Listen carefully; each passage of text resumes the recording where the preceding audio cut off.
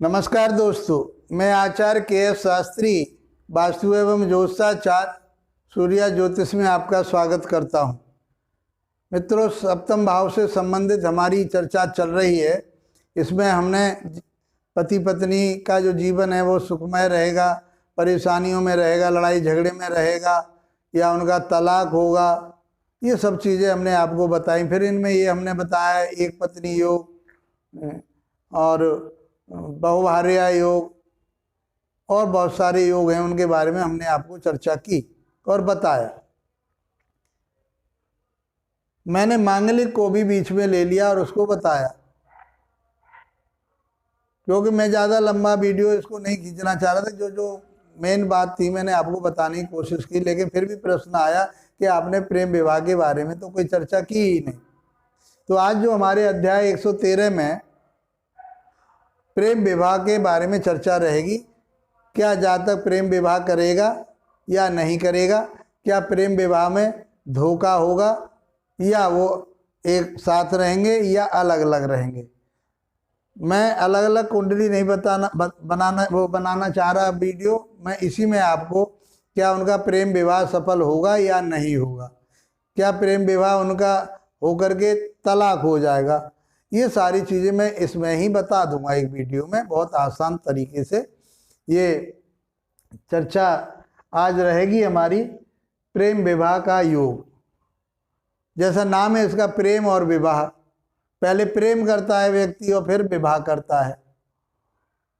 लेकिन पहले क्या था, पहले विवाह होता था और प्रेम बाद में होता था, क्योंकि वो परिवार की मर्जी से शादी होती थी। अब ना वो लड़का उस लड़की को जानता था, ना वो लड़की उस परिवार को या उस घर को जानती थी, ना अपने पति को जानती थी। तो पहले विवाह और उसके बाद में प्रेम। लेकिन आजकल सब शिक्षित बच्चे हो गए हैं, अच्छे अच्छे जगहों पर जॉब कर रहे हैं, तो आज वो पहले समझते हैं कि वैवाहिक जीवन को कैसे और किस इंसान के साथ जिया जाए। पहले वो प्रेम करते हैं, उसके बाद में फिर विवाह करते हैं। पहले उस व्यक्ति को, चाहे वो लड़की हो चाहे लड़का हो, एक दूसरे को समझते हैं, जानते हैं कि वो किस तरह का उसकी नेचर है, किस तरह का उसका व्यवहार मेरे जीवन में रहेगा। ये बातें समझते हैं वो। उसके बाद में फिर विवाह की सोचते हैं। मित्रों, आज जो परिवेश चल रहा है उस आधार पर मैंने भी इसको जरूरी समझा कि इसके बारे में बताना चाहिए, और मुझे पहले ही बताना चाहिए था, लेकिन प्रश्न आने के बावजूद मैं इसके बारे में बताना चाह रहा हूँ। इसको समझिए बहुत आसान तरीके से। प्रेम हम कहाँ से देखते हैं? प्यार देखते हैं पंचम भाव से। पांचवा भाव प्रेम का होता है, प्यार का होता है। और प्रेम एक पति पत्नी के ही बारे में बात नहीं हो रही। प्यार जो शब्द दिया है यहाँ, वो सबके साथ दिया है। माता के साथ उसका प्यार कैसा रहेगा, पिता के साथ उसका प्यार कैसा रहेगा। अटैचमेंट, प्यार एक अटैचमेंट होता है, संबंध होता है, आत्मीयता होती है।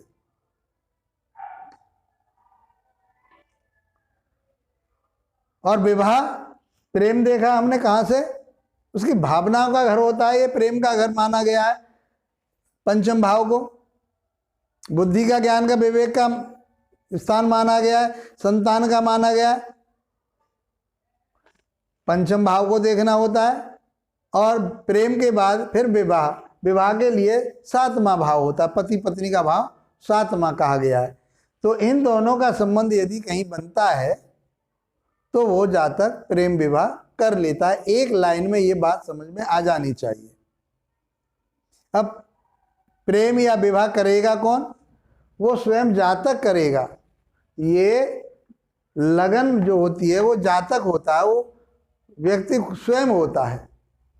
यदि इस जातक लगन को देखना भी बहुत जरूरी है। यदि हमने लगन को नहीं देखा तो कहीं भूल कर रहे हैं। क्यों? यदि वो लगन मजबूत नहीं है, वो रोगीला व्यक्ति है और उसके शरीर में इतनी कमजोरी है कि वो शादी करने लायक ही नहीं है, तो फिर इनके संबंधों का औचित्य क्या रहेगा। इसलिए सबसे पहले लगन को देखो, लगन मजबूत होनी चाहिए, अच्छी होनी चाहिए, पावरफुल होनी चाहिए, तब उसके बाद में पंचम भाव को देखो। अब पंचम भाव को भी क्या देखना चाहिए, भाव मजबूत होना चाहिए, भावेश भी मजबूत होना चाहिए, कारक भी मजबूत होना चाहिए। उसी प्रकार से सप्तम भाव भी मजबूत होना चाहिए, सप्तमेश भी मजबूत होना चाहिए, और कारक शुक्र भी मजबूत होना चाहिए, चंद्रमा भी मजबूत होना चाहिए। चंद्रमा जब मजबूत होगा, भाव भावेश कारक ये तीन स्तंभ में हमारे पास। चंद्रमा को देखते हैं कि उसकी मन की स्थिति क्या है, मनोवृत्ति उसकी क्या है, स्ट्रोंग है या कमजोर है। मन से ही तो व्यक्ति आदमी काम करता है। और उसके बाद में फिर हम क्या देते हैं, D9 पे भी नजर डालनी चाहिए कि वहाँ उसकी क्या स्थिति हो रही है। हाँ मित्रों, बहुत आसान तरीके से हम समझते हैं। हमने लिख दिया है पंचम भाव भावेश और कारक को देखना चाहिए, लगन को देखना चाहिए, पंचम भाव को देखना चाहिए, भाव भावेश कारक को देखना चाहिए। अब इसमें क्या देखना चाहिए, वो शुभ ग्रहों से दृष्ट हो, शुभ ग्रह बैठे हो उस भाव में, तो क्या हो गया, भाव मजबूत हो गया। भावेश को देखना चाहिए कि वो उच्च का बैठा हो, शुभ ग्रहों के साथ बैठा हो, तो भावेश मजबूत हो गया। शुभ ग्रह उसको देख रहे हो, वो अपने घर में ही बैठा हो भावेश, तो भावेश मजबूत हो गया, प्यार करेगा ही करेगा। सप्तम भाव को भी इसी तरह से देख लेना चाहिए। भाव पर शुभ प्रभाव हो, अब प्रभाव में हम आपको बता चुके हैं, आपको शुभ ग्रहों के शुभ ग्रह बैठे हों, शुभ ग्रह उसको देख रहे हों, शुभ कर्तरी में हो तो भाव बलवान हो जाता है। ऐसे ही भावेश को देखते हैं, भावेश शुभ ग्रहों के साथ बैठा हो, शुभ ग्रह उसको देख रहे हो, अपने भाव में बैठा हो, उच्च का हो, तो ये सब चीजें उस भावेश को भी मजबूत करती हैं। यदि इन दोनों का संबंध बन जाए, पंचमेश प्रेम का और विवाह दोनों का, तो वो व्यक्ति, पंचमेश प्यार हो गया और सप्तम विवाह हो गया, तो पंचम का और सप्तम भाव का आपस में कोई संबंध बन जाए तो वो जातक प्रेम विवाह कर लेता है। कब करता है कि पंचमेश और सप्तमेश दोनों कैसे हो, शुभ ग्रहों से दृष्ट हो, शुभ ग्रहों के साथ बैठे हो।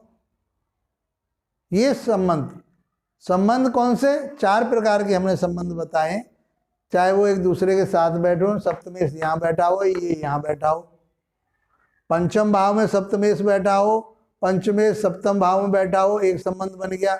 ये दोनों इसमें पंचम भाव में बैठे हो या पंचमेश और सप्तमेश दोनों सप्तम भाव में बैठे हो तो संबंध बन गया। एक दूसरे को देख रहे हो कहीं से तो संबंध बन गया। तो हमने आपको एक क्षेत्रीय हो, ये हमने आपको संबंध बता चुके हैं, आप उसको देखना। वीडियो में हमने ग्रहों के संबंधों को बताया, पारस ऋषि ने ग्रहों के 4 ही संबंध बताए। इनका संबंध आपस में बनने से, शुभ संबंध बनने से क्या हो गया, वो जातक प्रेम विवाह कर लेता है। अब क्या देखना है, यदि इस पर पाप प्रभाव आ जाए।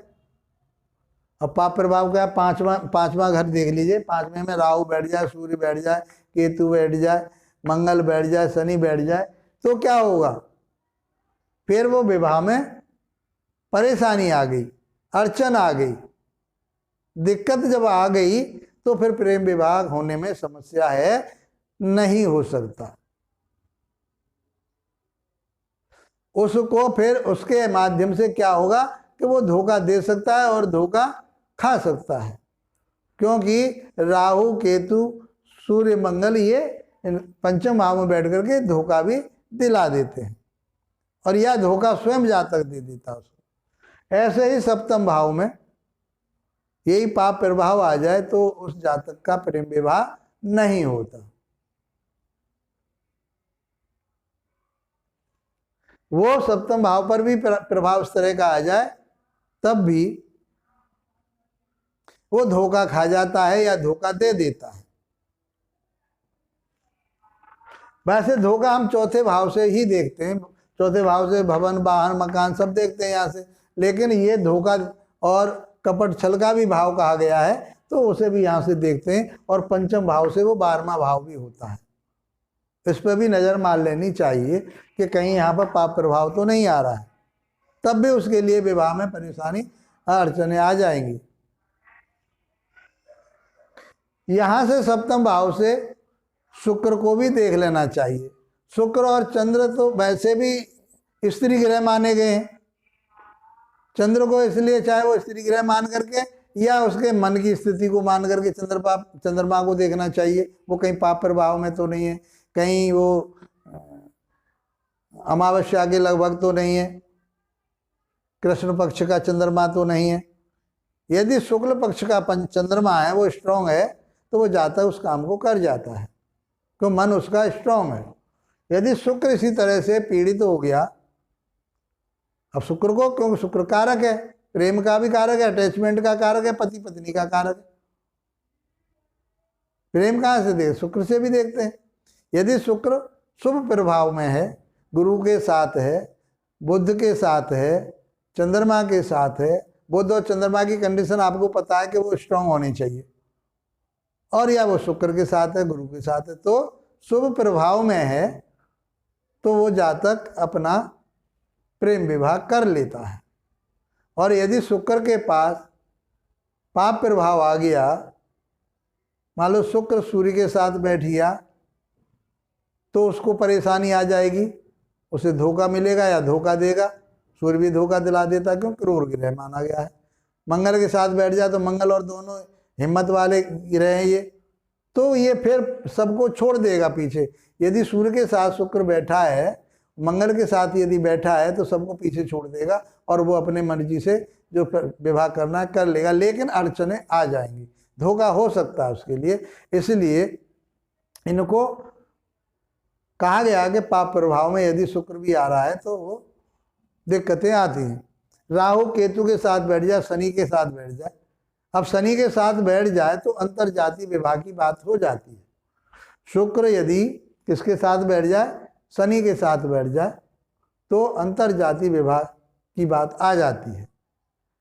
अब ऐसी स्थिति में यदि शुक्र के ऊपर या सप्तमेश के ऊपर शुभ प्रभाव और पाप प्रभाव दोनों ही आ रहे हों, तो अड़चनों के बाद ऐसा जातक विवाह कर लेता है।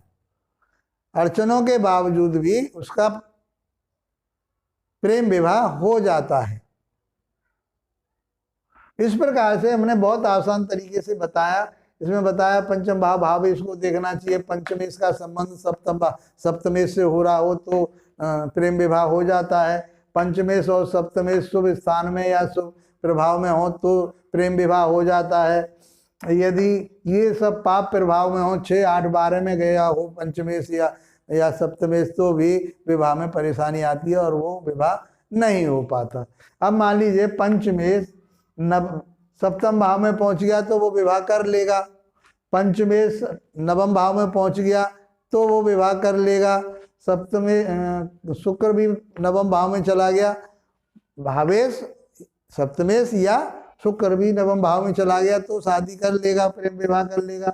दसम में हो जा पहुंच बैठे हो तब भी वो प्रेम विवाह कर लेते हैं, 11वें भाव में बैठे हो तब भी वो प्रेम विवाह कर लेते हैं। लगन के बारे में बता, लगन में यदि ये बैठ जाते हैं तो ये फिर तो उसे जुनून हो जाता कि मैं करके ही छोड़ूंगा, मैं विवाह प्रेम विवाह ही करूंगा।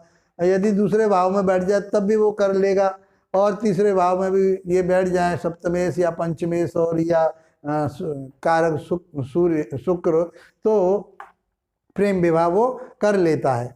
अब रह क्या गया, छठा भाव, 8वां भाव और 12वां भाव रह गया। वही बात हमने यहाँ कही है, यदि ये पाप प्रभाव में हो, पंचमेश या सप्तमेश या कारक शुक्र ये पाप प्रभाव में हो या 6, 8, 12वें भाव में गए हों, तो वो प्रेम विवाह नहीं कर पाते, उनकी लव मैरिज नहीं होती।